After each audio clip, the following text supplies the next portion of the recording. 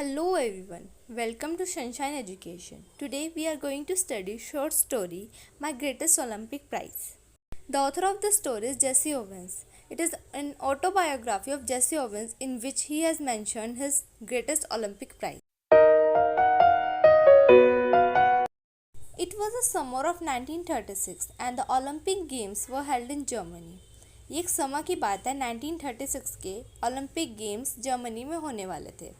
Adolf Hitler viewed it as a golden opportunity to showcase his country and prove to the rest of the world that his iron race was superior. Adolf Hitler ने इस opportunity को एक golden opportunity के रूप में देखा और सोचा कि मैं सारी दुनिया को दिखा सकता हूँ कि जो मेरी आयरन रेस है वो सबसे सुपीरियर है और कोई भी हमसे आगे नहीं निकल सकता. 22-year-old American athlete Jesse Owens didn't care much of Hitler's theory. 22 years के एक अमेरिकन एथलीट है जेसी ओवेंस. वो हिटलर की थ्योरी के बारे में ज़्यादा टेंशन नहीं लेते. जो जेसी ओवेंस है वो एक ब्लैक पीपल है और आर्यन रेस जो है वो एक वाइट पीपल की रेस है. He train himself and practice hard for 6 years to win a medal at the Olympic and break Hitler's mythology of Aryan superiority. जो जेसी ओवेंस है इसने अपने आप को बहुत ट्रेन किया है, प्रैक्टिस की है बीते 6 सालों में कि वो ओलंपिक्स में एक मेडल जीत सके और जो हिटलर की सुपीरियरिटी है आयरन रेस की उस मैथोलॉजी को वो तोड़ सके. A year earlier in 1935 at Ohio State University, Owens recorded one of the mind-blowing performance in track and field history.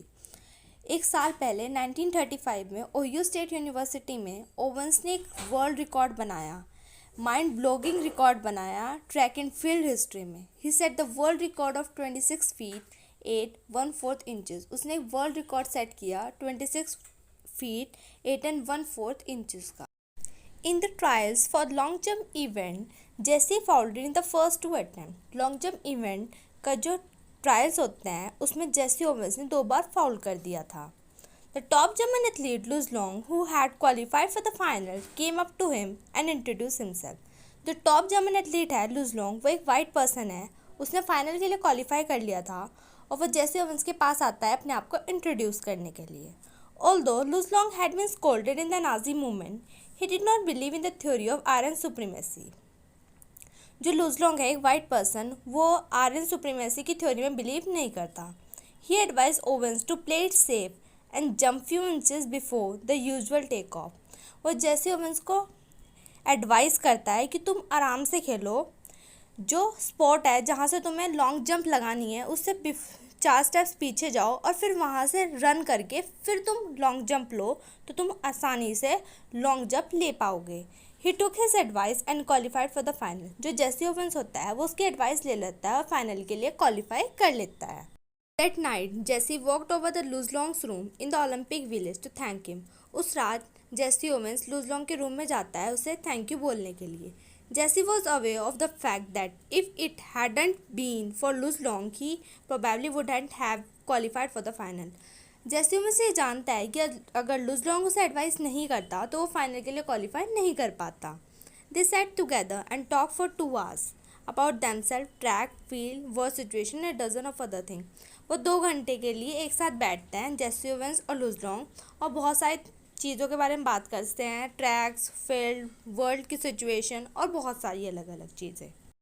When they finally got up to leave, both of them knew that real friendship had been formed between them. जब Jesse Owens लुज long के room से चलने के लिए उठता है तो उन दोनों को लगता है कि हमारे दोनों के बीच में एक रियल फ्रेंडशिप का बॉन्ड जो है वो फॉर्म्ड हो चुका है. जेसी could guess that the Luz wanted to do his best, even if that meant Jesse is winning. जेसी को लग रहा है कि लुज लॉन्ग ये चाहता है कि वो अपना बेस्ट दे चाहे जेसी ओवेंस ही जीत जाए, उसे से कोई फर्क नहीं पड़ता. इन द फाइनल्स लुज broke his own past record. Final event के दिन लुज लॉन्ग अपना पास्ट रिकॉर्ड तोड़ देता है. In doing so he put Jesse on to a peak performance. ये करने के बाद वो जेसी ओवेंस को भी एडवाइस करता है कि तुम भी अपना पास्ट रिकॉर्ड तोड़ो और बहुत अच्छा परफॉर्म करो. Jesse won the gold medal and Olympic record of 26 feet 5/5/16 Jesse Owens जो होता है वो ओलंपिक गेम्स में गोल्ड मेडल जीतता है और एक अपना रिकॉर्ड सेट करता है 26 feet का 5/5 inches का. Luz Long was the first person who congratulated Jesse. Luz Long वो फर्स्ट पर्सन था जिसने जेसी ओवेंस को कॉन्ग्रेचुलेट किया था। Despite the fact that Hitler glared at him from the stand less than 100 yards away. लुज long ने इसकी भी टेंशन नहीं ली कि हिटलर 100 यार्ड की दूरी पर उसे घूर रहा है, उसने फिर भी जेसी ओवेंस को कॉन्ग्रेचुलेट किया with a smile face. At that moment, Jesse felt that if he could melt all his gold medals and cups, he couldn't be a gold plating of 24-carat friendship he had with Luz Long. अब Jesse Owens ये सोचता है कि अगर वो सारे अपने gold medals, अपने सारे कप्स को पिघला दे, वो तब भी ऐसी प्लेटिंग नहीं बना पाएगा 24 कैरेट गोल्ड की जैसी उसकी और लुज लॉन्ग की फ्रेंडशिप की है।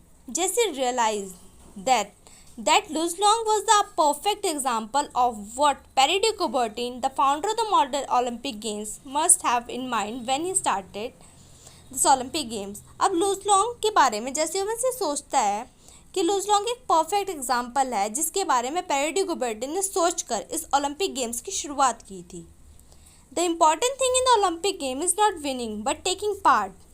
The essential thing in the life is not conquering but fighting well. It is said bye पैरे डी कुबर्टिन। पैरे डी कुबर्टिन ने ओलंपिक गेम स्टार्ट करने से पहले ये कहा था कि हमारे ओलंपिक गेम में पार्टिसिपेट करना ज़रूरी है। ज़रूरी नहीं है कि हम जीतें, ऐसे ही ज़िंदगी में ज़रूरी नहीं है कि हम हर जंग जीतें, बट हम उसमें अच्छे से लड़ें, ये हमारी जिम्मेदारी है। So I hope you all guys like my videos. Thank you so much.